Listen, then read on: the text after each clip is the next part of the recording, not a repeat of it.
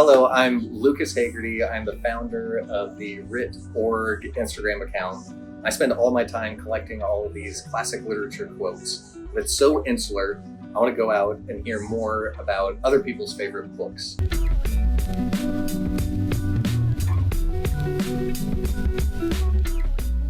Hello, Ali. Oh, Jesus. Okay, I'm sorry. Cheers. Sorry. Cheers. Okay. So the first question, very sincerely, how are you? I'm okay. Yeah, I'm good because I'm here in this space right now with the people I really love the most and doing what I love the most. So I'm good here. Yeah. And when you say here, Silent Book Club. Here at Silent Book Club, yes. Tell us about Silent Book Club. At the Drift Hotel, yeah. Silent Book Club I started a year ago. Kind of had read an article about how people were reading in these spaces together at bars and restaurants and whatever, and I thought that I was the only person that liked to do that. I've always been kind of that like loner kid that like really loves alone time, and so like I like the presence of other people around me, but I don't necessarily need to be like actually communicating with them. I just want to feel their presence around me. And so when this concept of Silent Book Club came around, I was like, yes, I was like, I want to do this. Hundreds of people in Nashville that have the same urge, the same want. So what is so beautiful, what is so delicious about reading a book next to somebody or reading a book in a public space? I think like coming out of COVID, people were just like desperate for like interacting with people, but without the forced interaction. For book people, the easiest like gateway into like meeting a new friend is like, oh my God, I've read that book. Yeah.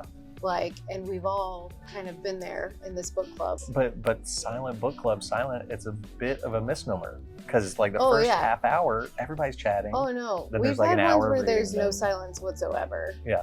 All right, I want to go back to reading a book at the bar. Yeah. Because that is one of life's great pleasures. Is for there right? I mean, it is, for some, yes. For others, not so much. Yeah. But is there a perfect bar book?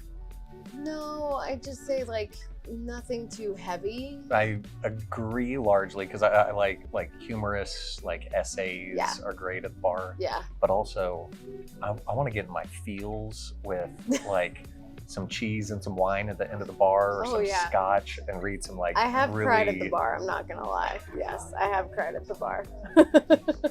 Where a book just like takes me over and I'm like, oh shoot, I'm crying by myself at the bar. The mezcal and the book get to you. Totally. So as the leader of the Silent Book Club in Nashville, do you have a favorite book? Yeah, so I feel like that's a tough question for most people. Of course. And it changes a lot. My favorite book that I've read in the past few years is Braiding Sweetgrass by Robin Wall Kimmerer. It's this just amazing book. She's an indigenous botanist and she's also a poet. So this book in particular is like very poetic with like weaving like indigenous storytelling with like botany and like facts about plants and just like the things that grow around you that people don't ever recognize or realize is around them or in their surroundings. And the main like theme of the book is how humans always think that they're like the top of the pyramid, that we are pinnacle of everything and that all species are below us. And the main thing in her book is how we're a part of this giant ecosystem. We're not at the top of anything, and it needs to be like, we need to be thinking about nature and reciprocity as like how we give to the land and how we take from it. Whereas like right now, because of obviously like capitalism, things of that nature, we're just constantly taking without ever thinking about like what we give back. And that's like a huge part of indigenous culture is like, how do we give back once we've taken something? And like, is the land allowing me to take this? Like, I don't want to take something that is like, it's the last plant of something. Like, like indigenous folks would never do that. Like they're not ever going to take the last of something. They want to make sure that they are like tending to the land, and that they're like thinking of it as this like spiritual being, which we as humans have completely lost for the most part. Where all we see is this would make for a great super Walmart. Yes, exactly. Yeah. I have always been a big nature girly. Like I have a giant farm garden in my backyard. Nice. Like my best subject was environmental science. I was a biology major. Like I like through and through like the biggest like bio nerd ever. So like that's like my thing. But you don't have to be to appreciate this book. Like you could be a complete outsider with no plants around you, no yard, you don't have a garden, whatever, and it's just you will find something that will like touch you in that book. And starting from a place of being a garden girly, what was your phrase? Garden girly. Yeah. So starting from that place, did your relationship with nature change after reading this book?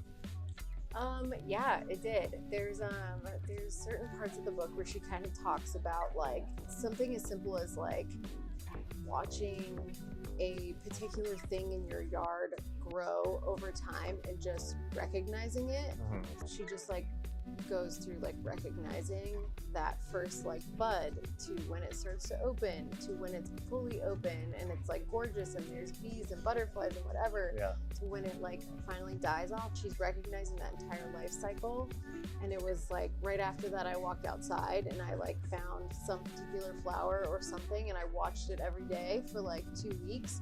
And it was like magic. Like it was like, oh my God, I can't believe like I walk past these types of things all day long and I don't pay attention to them. Like she's just like teaching you how to like slow down and like pay attention to your surroundings and like look at all the things that are growing around you in abundance and like appreciate them for once, because us as humans, like we're so worried about like all the material things in our life. And it's like, it's so amazing to just slow down and just look at everything around you in nature specifically and just be like, wow, like this is amazing. Does that impact the way you look at people or your surroundings and when you're not in the garden?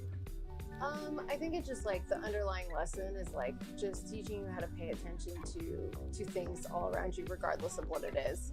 So it's like if it's your friend, if it's a baby, if it's like, you know, if it's anything around you, it's like you're honing in on that thing specifically and paying more attention as opposed to everything that's going on around you. What are you reading tonight, Silent Book Club? I'm reading something that is not my normal. I'm reading Funny Story by Emily Henry. It's a rom-com. Nice. Very easy, very lighthearted, very predictable.